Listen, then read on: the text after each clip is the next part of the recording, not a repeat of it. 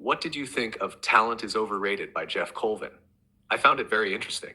His idea that success comes more from practice than natural talent makes sense to me.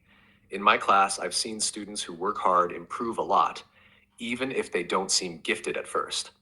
Interesting? I think it ignores a lot of science. There's so much research in genetics and neuroscience that shows talent or natural ability is very important. To say it doesn't matter much is too simple. I don't think Colvin says talent doesn't matter. He just says it's not the most important thing. Practice is what makes the real difference.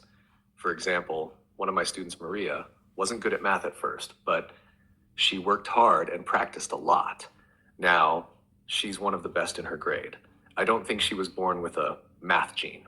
Maria's story is nice, but it's just one example.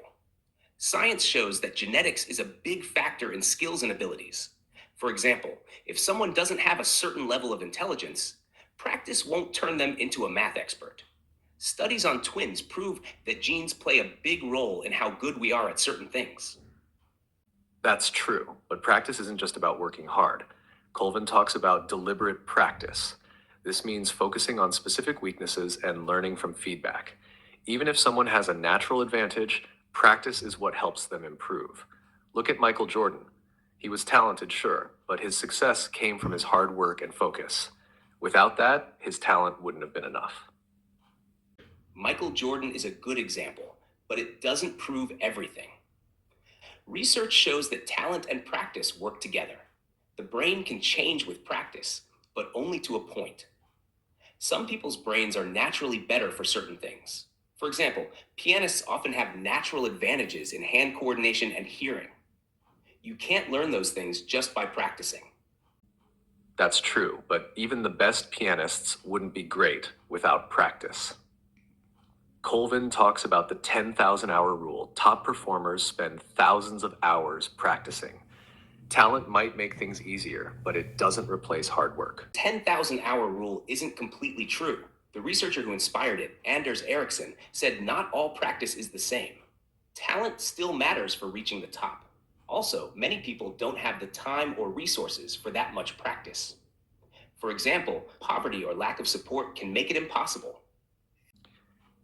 But that's exactly Colvin's point. It's not just about talent. Success also depends on opportunity, support, and how people practice. He wants systems that help everyone reach their potential instead of saying, you're just not talented. That sounds nice, but it's not realistic. Not everyone has the same potential, no matter how much support they get. Science shows that our genes set limits. Intelligence, creativity, and physical ability all depend on genetics. Hard work helps, but it can't change your DNA. I don't think Colvin is saying everyone can be a genius or a superstar. He's saying we shouldn't use talent or the lack of it as an excuse to stop trying. It's about doing the best with what you have. Isn't that what we should teach our students? I agree we should encourage effort, but we shouldn't ignore science. Both nature and nurture matter. Ignoring one is misleading.